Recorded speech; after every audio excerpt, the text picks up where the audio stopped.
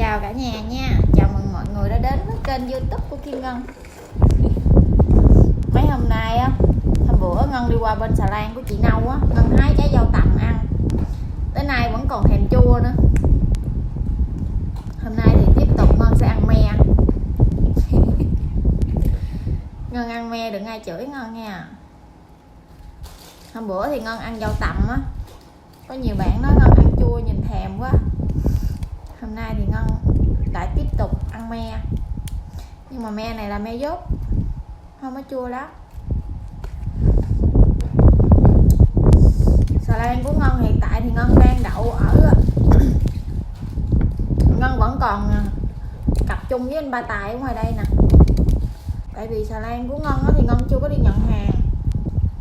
Ngân nghe nói là tối nay á, có thể là Ngân sẽ vào nhận. Tại vì Ngân điện hỏi thăm ở trong cảng á, người ta báo là khuya nay hoặc là sáng mai xà lan của Ngân có nhận. Cho nên là bây giờ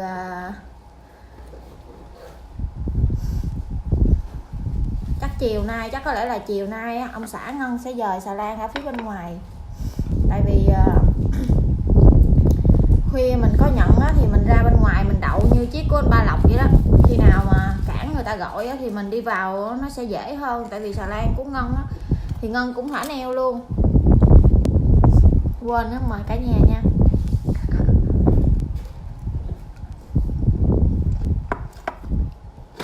Xà lan của Ngân cũng thả neo giống như chiếc của anh Ba vậy đó.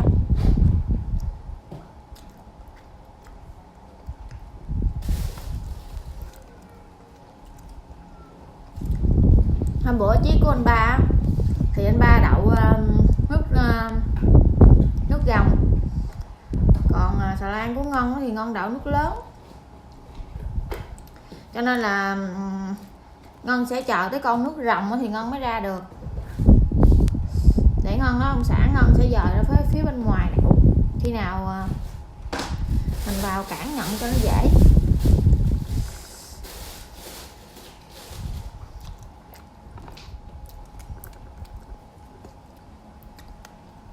Me này của Ngân mua á, là me Thái, là me dút bọt á, cho nên ăn á, me này nó còn sống, nó cũng không có chua lắm cả nhà ơi. Tối nay á, mà xà lan của Ngân mà có đi vào trong cảng nhận hàng khuya á, thì Ngân sẽ quay cho cả nhà mình xem nha. Không biết là buổi tối thì ở ngoài cảng đèn nhiều lắm, không biết là quay có bị chá không nữa. Hồi trước giờ thì Ngân không có quay buổi tối vì đèn nhiều hay bị chá. Để tối nay nếu mà có vào thì Ngân sẽ quay thử cho cả nhà xem coi hình ảnh nó có được rõ không. Bây giờ trưa rồi, Ngân sẽ ăn một ít me. Tại vì lúc nãy Ngân mới vừa ăn cơm trưa xong, bây giờ sẽ ăn một ít me rồi mình đi ngủ. Mình đi ngủ trưa để mà chuẩn bị tinh thần, nếu mà khuya có vào nhận thì mình thức khuya được, nó không có bị buồn ngủ.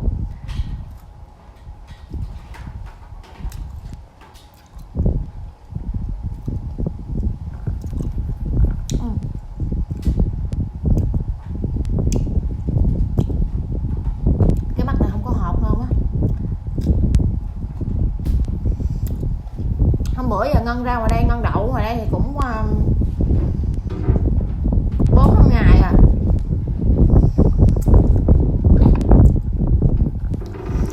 Trời cứ mưa hoài à, chưa có nhận hàng được luôn. Mưa không có lớn mà mưa lâm râm à.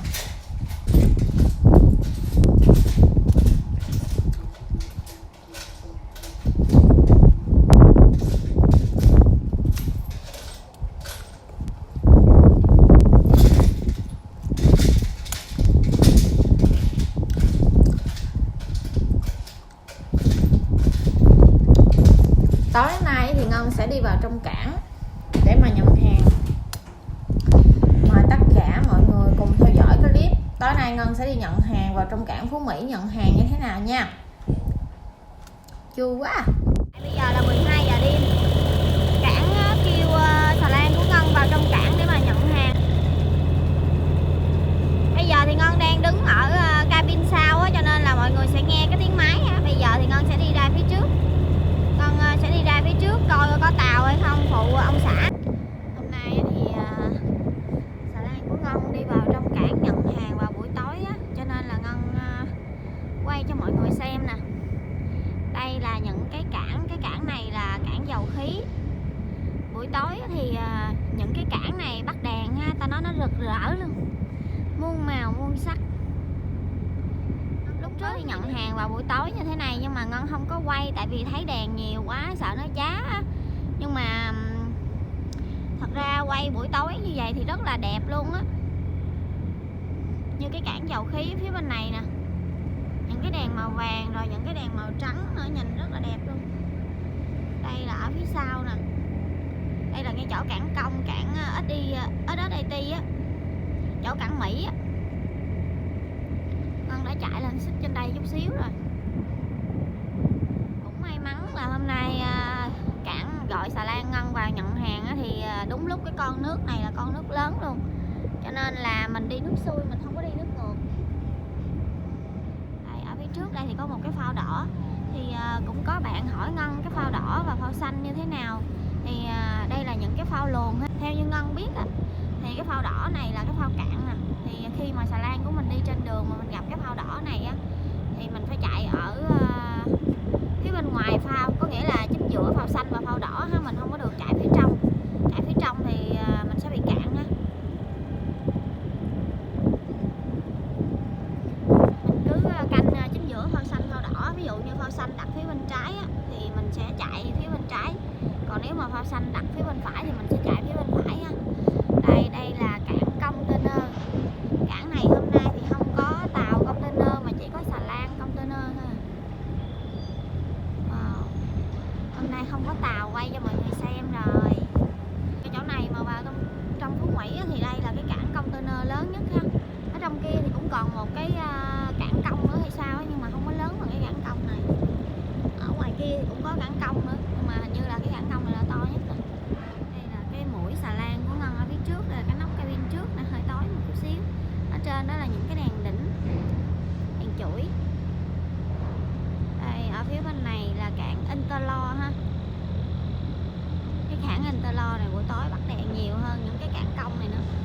Nhưng mà cảng này thì có hai loại đèn, đèn trắng và đèn vàng.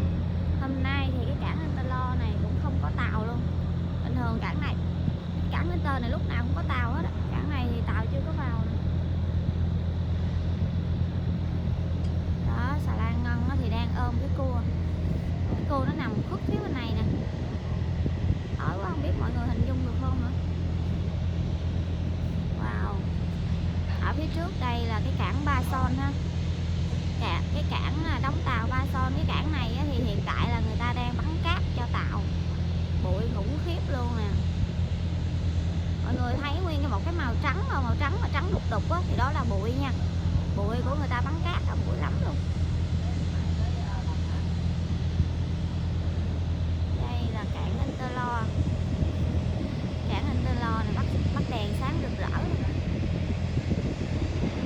Cái cảng Interlo này là có thể nói là nếu như mà mình không nhận hàng tàu á, mình nhận hàng kho á, thì đây là một trong những cái cảng mà nhận hàng kho nhanh nhất ở ngoài Phú Mỹ này ha. Cảng này nhận là nhanh cực kỳ luôn á. Xà lan của Ngân 1000 mấy này, Ngân vào Ngân nhận khoảng vài tiếng là xong rồi. Ở đây thì người ta có xì lô á, người ta xả bằng cái ống á, nhanh lắm luôn á. Những cái cảng khác á, nếu mà hàng kho á, thì người ta nhận bằng xe. Chỉ có trong Phú Mỹ á, mình nhận hàng bungi thì mình mới nhận bằng những cái ống xả. Thì cái ống đó nhận cũng lâu nữa. Cái cảng này là nhận hàng nhanh nhất. Đây, chỗ này là đang bắn cát nè, bụi mịt mù luôn. Đây, ở phía trước đây là cảng Ba Son nha.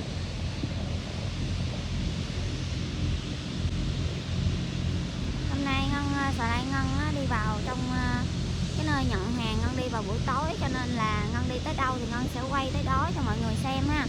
Ở ngoài này thì quay vào buổi tối rất là đẹp luôn. Với lại hôm nay thì cũng không có gió nữa.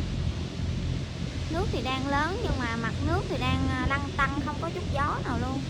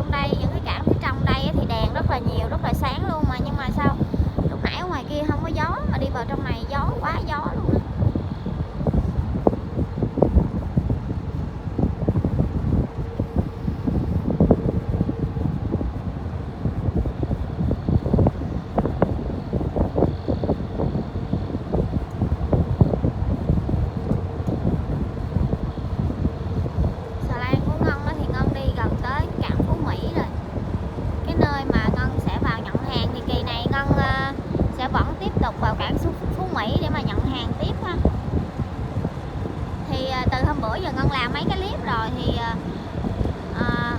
Ngân đều nhận hàng ở trong cảng Phú Mỹ luôn. Hôm nay thì vẫn tiếp tục là nhận hàng cảng Phú Mỹ tiếp. Lúc trước thì Ngân đi nhiều chủ hàng cho nên là Ngân nhận nhiều cảng.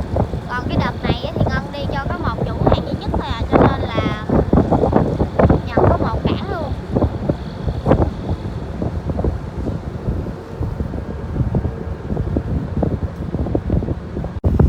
Bây giờ thì xà lan của Ngân chuẩn bị quẹo vào bên cầu sông 2 của cảng Phú Mỹ. Ở phía trước đây là tới cái đường mà mình đi vào trong cảng rồi đó.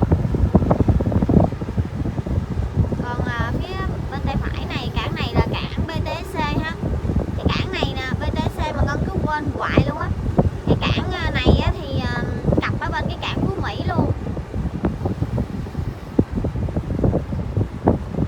Đi vào trong cái cảng Phú Mỹ thì nhận thì mình đi vào trong cái đường hẹp. Bây giờ đi vào thì nó dễ, nhưng mà lúc mà mình nhận hàng mình đi ra thì nó hơi khó khăn một chút xíu. Tại vì trong đây thì nó rất là hẹp luôn.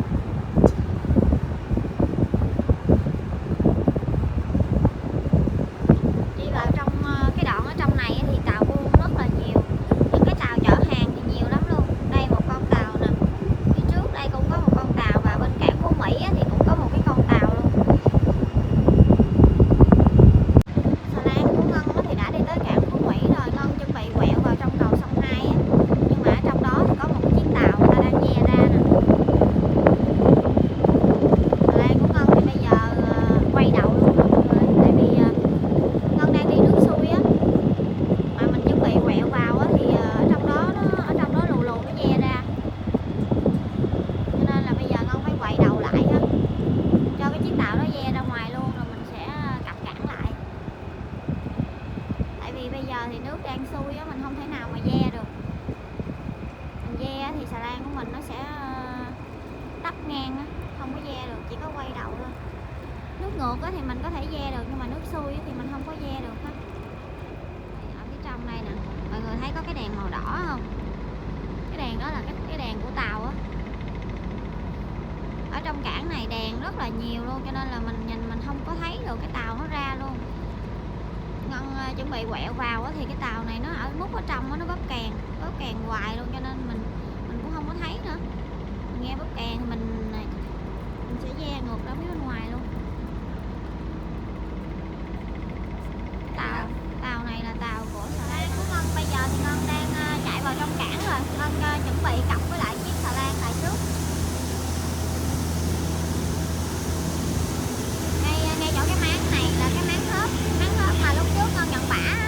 Nãy giờ xà lan của Ngân thì đã dời vào trong cảng, Ngân cặp cảng rồi. Bây giờ thì Ngân đang chờ cho cái chiếc xà lan này nhận đầy. Chiếc này dời ra bên ngoài thì Ngân sẽ vào trong cái máng của Ngân cặp. Chiếc này thì gần đầy rồi, điều độ cảng thì đã gọi cho Ngân rồi, kêu Ngân chuẩn bị vào để mà nhận hàng.